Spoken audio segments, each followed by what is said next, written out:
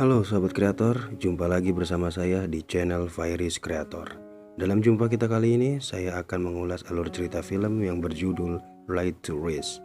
Film ini dirilis pada tahun 2009 dan disutradarai oleh Robert Greenhill.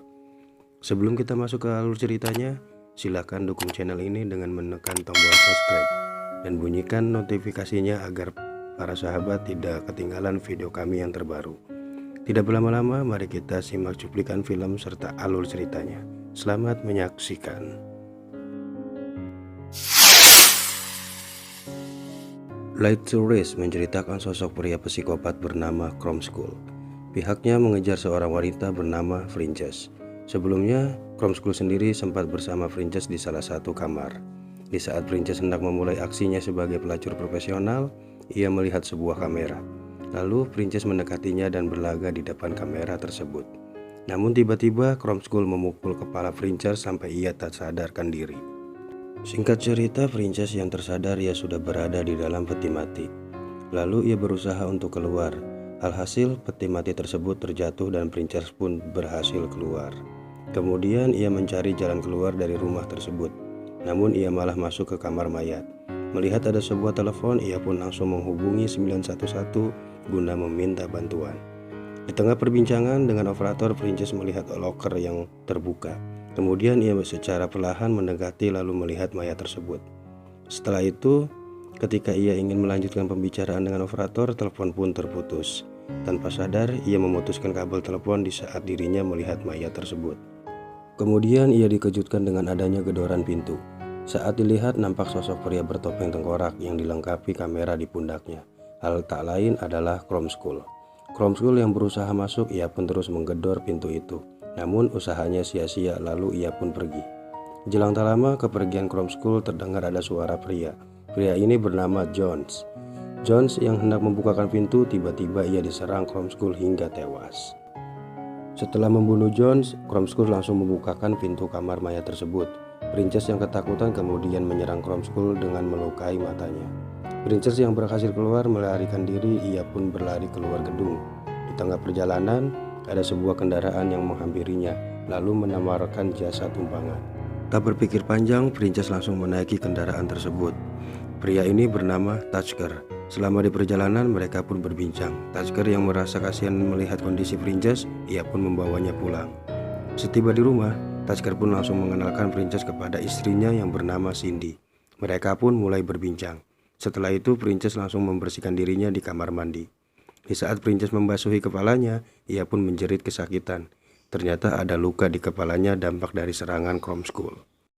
Cindy yang terkejut, ia pun langsung berlari dan menghampiri Princess serta memeluknya. Setelah menenangkan Princess, Cindy memutuskan tidur terlebih dahulu. Sedangkan untuk Tasker sendiri, ia terlihat mengobati Princess. Setelah mengobati luka Princess, ia memutuskan untuk beristirahat.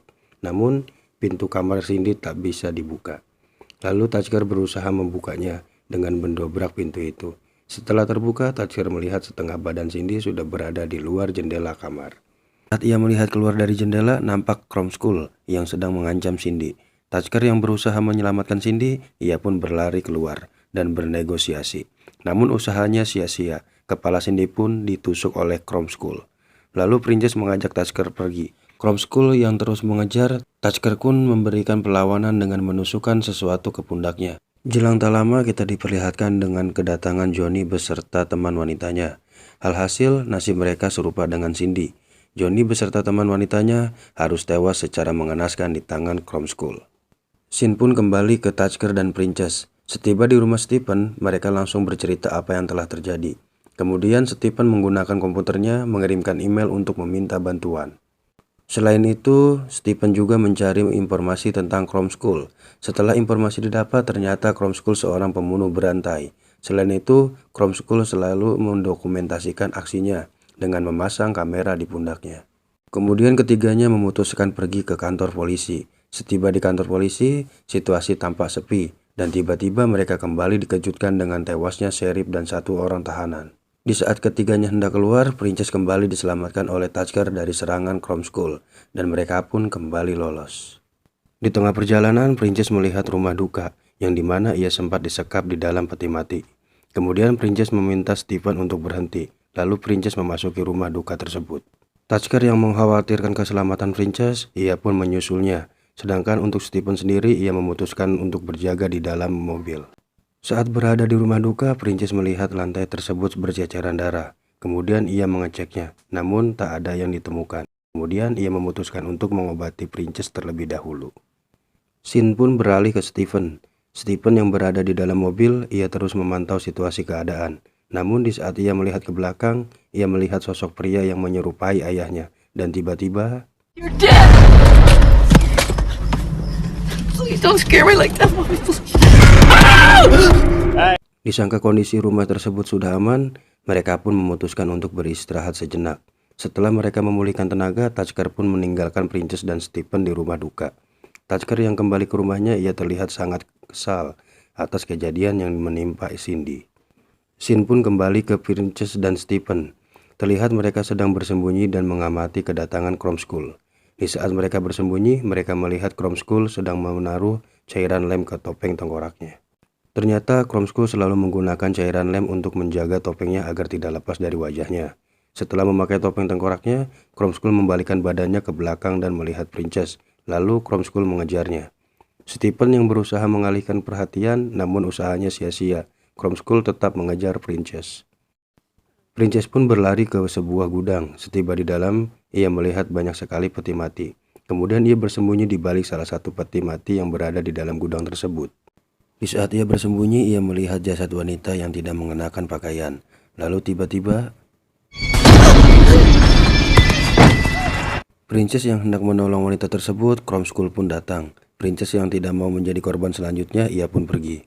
Sebelum Chrome School mengejar Princess, ia memutuskan memilih membunuh wanita itu terlebih dahulu. Pintu gudang yang sudah terkunci oleh Chrome School, Princess pun tidak dapat keluar. Princess pun tertangkap dan Chrome School memasukkan Princess ke dalam peti mati. Scene pun beralih. Tasker yang baru saja sampai, Stephen langsung mengajak Tasker ke sebuah gudang untuk menyelamatkan Princess. Pintu yang terkunci, mereka pun mendobraknya. Setelah pintu itu terbuka, mereka pun bergegas masuk. Tasker yang melihat Chrome School, ia pun langsung menembaknya. Kemudian mereka mencari Princess dengan membuka semua peti mati yang ada di dalam gudang tersebut. Ketika dibuka peti mati tersebut, semuanya berisi jasad manusia yang diduga korban pembunuhan Chrome School sebelumnya. Jelang tak lama, mereka pun menemukan Princess yang terjebak di dalam peti mati. Stephen yang menemukan kunci mobil Chrome School, mereka pun membawa kabur.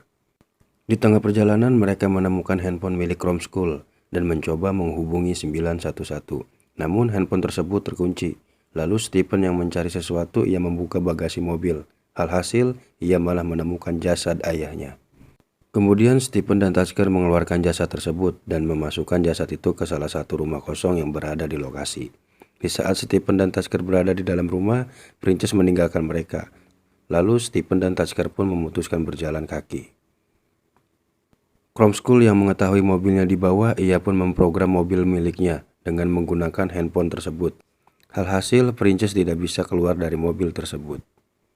Guna meminta bantuan, Princess memutuskan berhenti di salah satu toko. Princess yang melihat dua orang turun dari mobil, ia pun berusaha memanggilnya dengan membunyikan suara klakson mobil.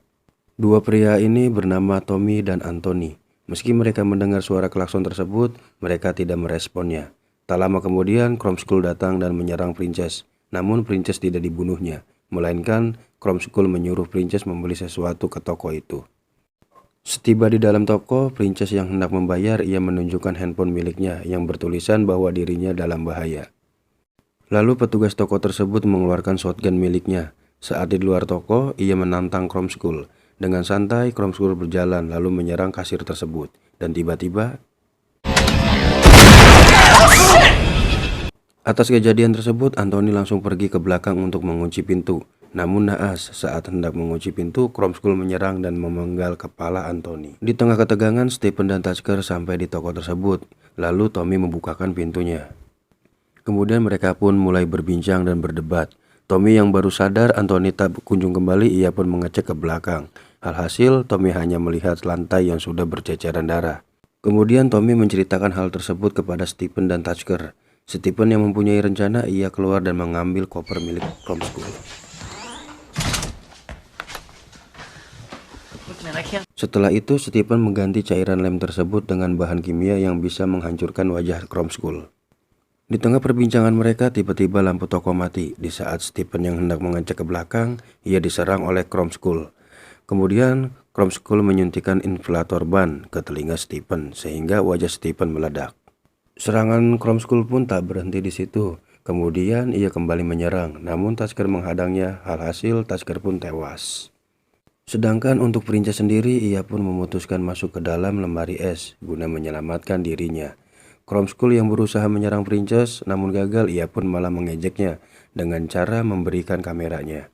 Di dalam kamera tersebut terdapat bukti rekaman bahwasanya Princess adalah seorang pelacur dan pecandu narkoba.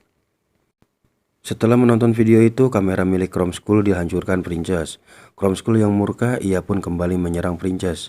Penyerangan yang kedua kalinya, topeng Kromskul terlepas. Ternyata rencana Stephen berhasil. Cairan lem yang sudah ditukar dengan bahan kimia membuat Kromskul menggeliat kesakitan. Di saat topeng tengkorak itu ditarik dari wajahnya, kulit wajah Kromskul pun ikut terkelupas, sehingga Kromskul tak berdaya. Kromskul yang sekarat, Princess pun memanfaatkan situasi tersebut. Ia pun keluar dari lemari es dan mengambil sebuah tongkat baseball lalu memukulkan ke wajah Kromskul.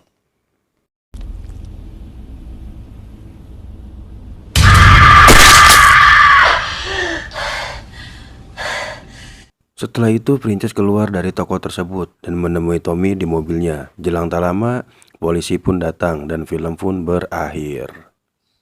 Terima kasih telah menonton video alur cerita ini sampai selesai. Jika sahabat suka dengan film ini, silakan tekan tombol like dan share. Kami mohon izin pamit, sampai jumpa di video kami selanjutnya. Salam Kleatrol.